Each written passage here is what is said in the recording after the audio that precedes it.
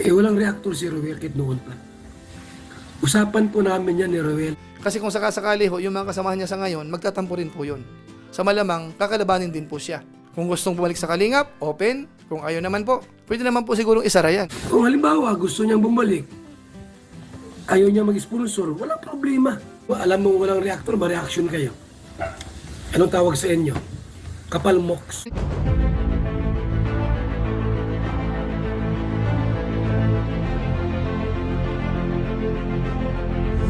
Ayun, shoutout guys, muli po, welcome to my YouTube channel. Ito po si Kuya July, ang inyong katugang, ang inyong kalingap na muling babati po sa inyo ng magandang araw, magandang gabi. Saang panig man po tayo ng mundo naroon. At sa araw na ito, panibagong vlog po tayo. Bali, ito po yung ating last vlog, last reaction video po sa taon pong 2025. So, sa malamang mapanood nyo po ito mamaya, bago mag-New Year, okay naman, after ng New Year, depende po sa lugar. Ang topic po natin, mga kabayan po natin, ay related po dito sa pagbibigay konsiderasyon po ni Kuya Bal Santos Matubang sa mga naging kasama niya. Yung isa po kasi dyan, umalis na po sa Kalingap, pero si Kuya Bal po ay talagang pilit inaabot pa rin, binibigyan po ng chance. Ngayon ang tanong, papayag ho kaya o talagang wala ng pag-asa? Sino kaya itong tinutukoy po natin sa topic natin na ito? Tapos bakit sinasabi ng ilan na kaya daw pinapabalik ni Kuya Bal yung ilan ay dahil sa pera? So, sasagutin po yan ni Kuya Bal mismo ng diretsahan, mga kabayan po natin. Pero bago po yun, konting paalala po muna si Kuya July. Baka sakaling meron pa po ditong hindi nakasubscribe sa ating YouTube channel, huwag natin kalimutan, July Paunil. Tapos, pakipindot lang po yung notification bell button para lagi po tayong updated sa aking mga video upload. Tapos yung ating Facebook page po, July Paunil 2.0, pwede naman po nating i-follow at saka po pwedeng i-like.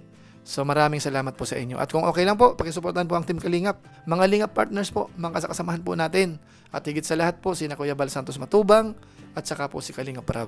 So maraming salamat po sa inyong lahat. Ngayon tuloy na po tayo. Pag-usapan na po natin itong ating pinaka-main topic po. Patungkol nga po sa dating kasamahan po nating reactor sa Team Kalingap na ngayon po ay wala na, umalis na. So may mga binanggit po si Kuya Bal Santos Matubang po dito na kailangan po nating i-share din para alam din po ng ating mga supporters, followers sa ating YouTube channel.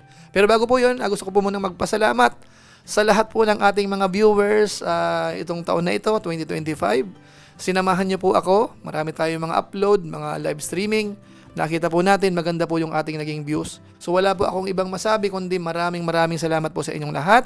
At siyempre po, kay Kuya Bal, kay Kalingap Rab at saka sa buong Team Kalingap po. Dahil kung wala naman po ang Team Kalingap, baka hindi rin po ganito kaganda ang naging takbo po ng ating YouTube channel.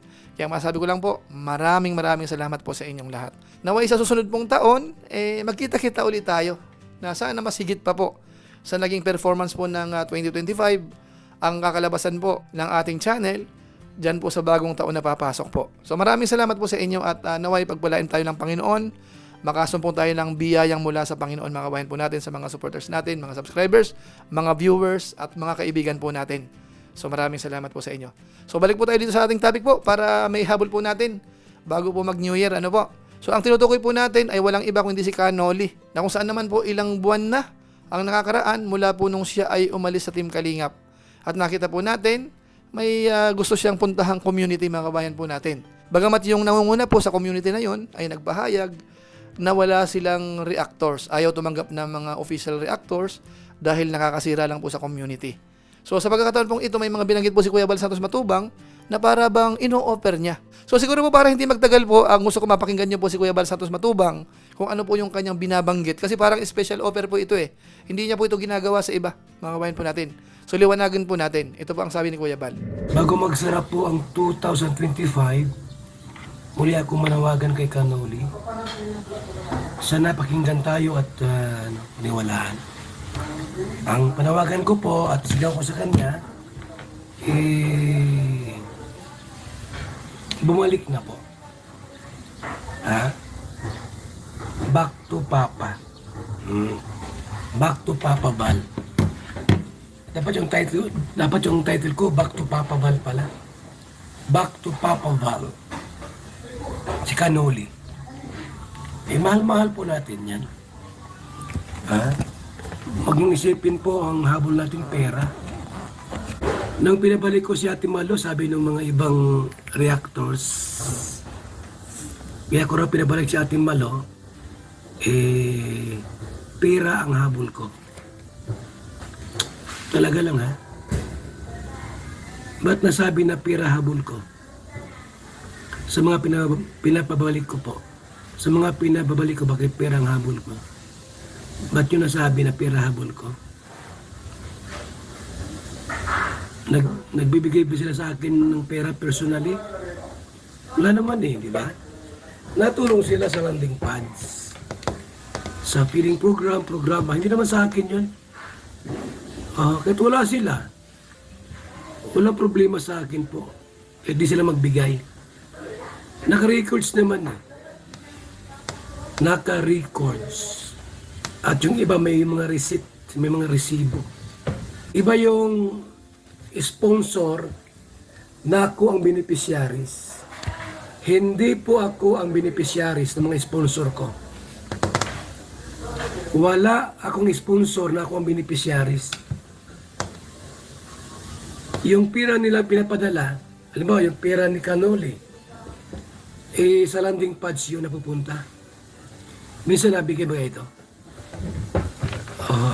Minsan nabigay siya sa landing pads. Hindi sa akin yun.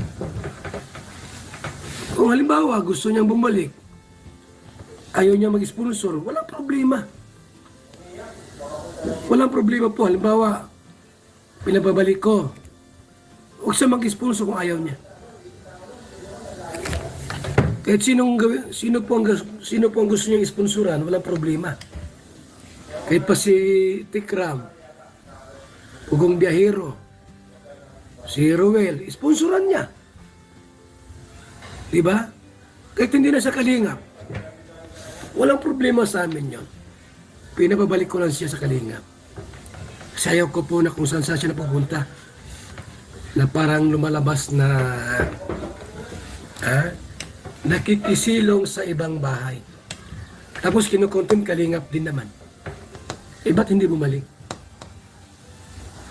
Bakit hindi bumalik? Kung ang kinukontent lang naman, sa Kalingap pa rin. Walang reactor si Roel kahit noon pa. Usapan po namin yan ni Roel na hindi siya kukuha ng mga reactor. Kung mag-reaction kayo dyan, nasa inyo na. Alam mo walang reactor, ma-reaction kayo. Anong tawag sa inyo? Kapal moks. So ayun mga kabayan po natin, maliwanag itong offer ni Kuya Bal ay ngayon lang ito. Kasi ang mga susunod na araw po, sa malamang wala na po yun. So ang decision po nito ay magdidepende po kay Canoli. So doon po sa binanggit po ni Kuya Bal, maliwanag. Kasi daw hindi naman ina-allowed na mag-reaction doon sa isang community. So sa Kalingap po, pwede raw. Kung baga sa pagre-reaction, malayang mag-content po. Maraming po pwedeng i-content mga kabayan po natin. At kung magpipilit daw po na mag-reaction doon sa hindi naman welcome, kapalmoks na po ang tawag po doon. Ano po? Yan po ang banggit po ni Kuya Bal Santos Matubang. So ngayon po, ituloy pa po natin. Yung ilan po kayo sa mga reactors din na sabihin po natin against sa Kalingap, umalis sa Kalingap nga po, Kalingap pa rin po ang content. Ano po? Panoorin natin ito. Pangit naman yung ganyan, hindi ka Kalingap, tapos kinukontent mo Kalingap. Pangit po yan. Hindi maganda yung ganon. Hindi maganda yung ganon na umalis ka sa Kalingap, ang content mo Kalingap pa rin. Hindi maganda. Diba? Pangit yun. Walang palabra di honor yung ganon. So ayun po mga kabayan po natin, as per Kuya Bal Santos Matubang, parang hindi maganda. Wala naman sa Kalingap, tapos Kalingap pa po ang content. Kaya dito po sa case ni Canoli, mga kabayan po natin, ino-offeran po siya na pwede siyang bumalik kung magko-content naman sa Kalingap. Bagamat si Canoli naman nung mga nakaraan, napansin natin, umiiwas naman.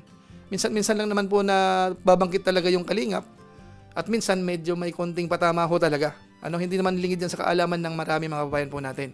Tapos doon naman po sa mga nagsasabi na kaya pinapabalikan si Canoli kasi may pera. Ito po ang sagot po ni Kuya Bal po dyan. Abay, huwag mong sabihin na pera habol ko dyan. Wala akong nakuhang pera dyan. Wala akong nakuhang pera kay Canoli, kahit 5. Nagbigay sa landing pads. Sa akin bang landing pads? Pera ko ba yan? Nag-aabuno nga ako dyan palagi. Sa ambagan sa landing pads. Nakita mo, president ng Kalingap, nag-aabuno palagi. Huwag niyong sabihin pira habol ko sa mga umalis at pinababalik ko. Wala silang pirang binigay sa akin personally. Nagbigay sila sa mga Kalingap Angels. Minsan sa landing pads, pero never po sa akin nagbigay. Kaya huwag niyong sabihin ng habol ko sa inyo na mga pinabalik ko pera.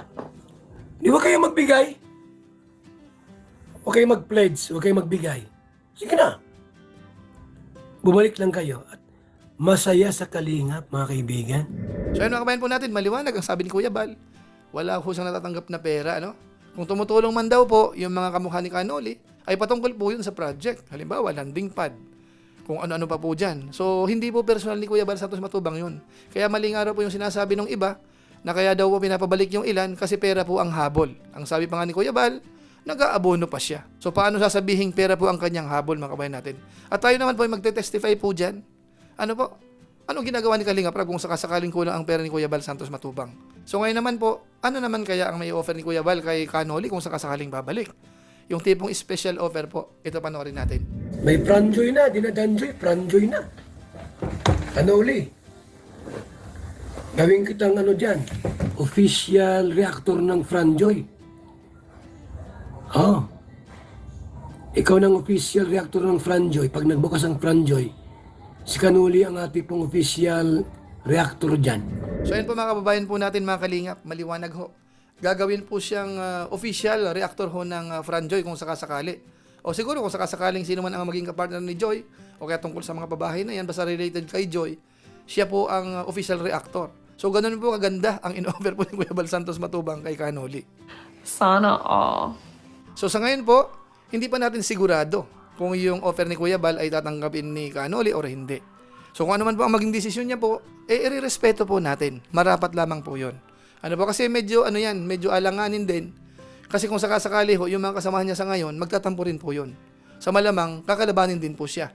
So kaya kumbaga ho, mahirap po ang kalagayan din ni Canoli po. Kung sakasakali man po anong maging desisyon niya, siguro po, intindihin po natin.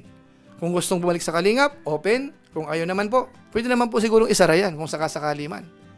Kumbaga, bigyan ng opportunity yung iba. Kasi naniniwala naman po tayo na marami pa pong gusto rin sumali po sa Kalingap. Ano mga kabayan natin? So kung kayo po ang tatanungin, ano po mas gusto natin? Gusto niyo po bang bumalik sa Canoli sa Kalingap? Or wag na lang? So sa pamamagitan po niyan, pansamantala po magpapaalam mo si Kuya July. Pero kung inyo naman po itong nagustuhan, pakishare naman. Ano po? So muli, ito po si Kuya July, ang inyong katugang, ang inyong Kalingap na pansamantalang nagpapaalam po muna. Kita-kita ulit tayo sa mga susunod ko pang vlog. Maraming salamat sa inyong walang sawang pagsuporta po sa ating YouTube channel. Pagpalain nawa kayo ng Diyos, mapay tayong lahat. God bless. Bye-bye.